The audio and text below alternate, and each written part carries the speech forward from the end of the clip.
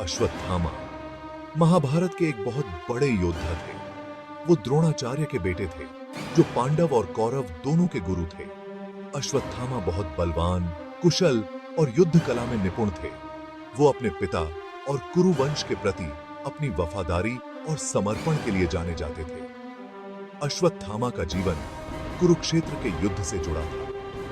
यह युद्ध दो भाइयों पांडव और कौरव के बीच लड़ा गया था। अश्वत्थामा ने दुर्योधन की अगुवाई में कौरवों की तरफ से युद्ध लड़ा। अश्वत्थामा की कहानी बहुत ही रोचक है, जिसमें वीरता और दुख दोनों हैं। वो एक भयंकर योद्धा थे, लेकिन बड़ी क्रूरता भी कर सकते थे। युद्ध में उनके कामों का उनके भाग्य पर बहुत गहरा असर पड़ा। आइए इस दिलचस्प किरदार के जीवन के बारे में जानते हैं। अश्वत्थामा के जीवन पर एक दिव्य आशीर्वाद था। उनके पिता द्रोणाचार्य भगवान शिव की तरह बलवान और अजय पुत्र की कामना करते थे। कठोर तपस्या से द्रोणाचार्य ने भगवान शिव को प्रसन्न किया। शिव उनके सामने प्रकट हुए और उनकी मनोकामना पूरी की। उन्होंने द्रोणाचार्य को एक ऐसे पुत्र का आशीर्वाद दिया जो एक महायोद्धा बनेगा। ये पुत्र अश्वत्थामा थे। जन्म से ही अश्वत्थामा में असाधारण बल और युद्ध कौशल था। लेकिन सबसे महत्वपूर्ण बात यह है कि उन्हें भगवान शिव से एक वरदान मिला, जिसने उन्हें अमर बना दिया। हालांकि इस अमरता की एक भारी कीमत थी। अमरता का यह वरदान अश्वत्थामा के भाग्य को बहुत प्रभावित करेगा। इसने उन्हें युद्ध में लगभग अजेय बना दिया, लेकिन उन्हें एकाकीपन और पीड़ा से भरे जीवन के लिए भी नियत कर दिया। अश्वत्थामा ने कुरुक्षेत्र युद्ध में महत्वपूर्ण भूमिका निभाई। वो कौरवों की तरफ से एक दुर्जय योद्धा थे। उन्होंने बहादुरी से लड़ते हुए अपना कौशल दिखाया और शक्तिशाली हथियारों का इस्तेमाल किया।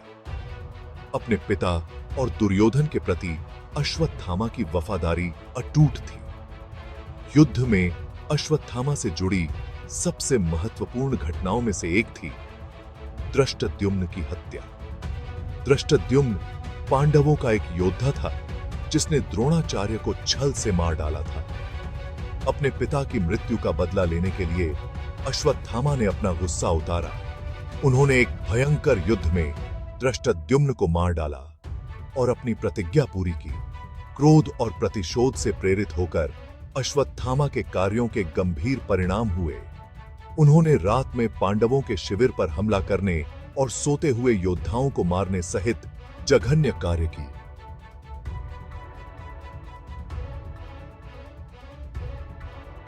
कायरता के इस कृत्य ने उनके योद्धा के सम्मान को धूमिल कर दिया। अश्वत्थामा की अमरता कोई सीधा सा आशीर्वाद नहीं था। जहां इसने उन्हें अंतहीन जीवन प्रदान किया, वहीं यह एक भारी बोझ के साथ भी आया।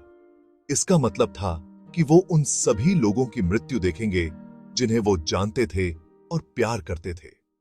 इसका मतलब था एकाकीपन और अंतहीन भटकन का जीवन। युद्ध के बाद जब अश्वत्थामा को अपने कार्यों के परिणामों का एहसास हुआ, तो वो पछतावे से भर गए। उन्होंने अपने पिता, अपने राजा और अपने साथियों को खो दिया था। कृष्ण ने उन्हें 3000 साल तक पृथ्वी पर घूमने और अपने पापों का बोझ ढोने का श्राप दिया था। अश्वत्थामा की कहानी अमरता की जटिल प्रकृति को उजागर करती है। यह सवाल उठाती है, क्या हमेशा के लिए जीना वास्तव में एक आशीर्वाद है, खासकर जब दुहक, अपराध बोध और अकेलेपन का बोझ हो?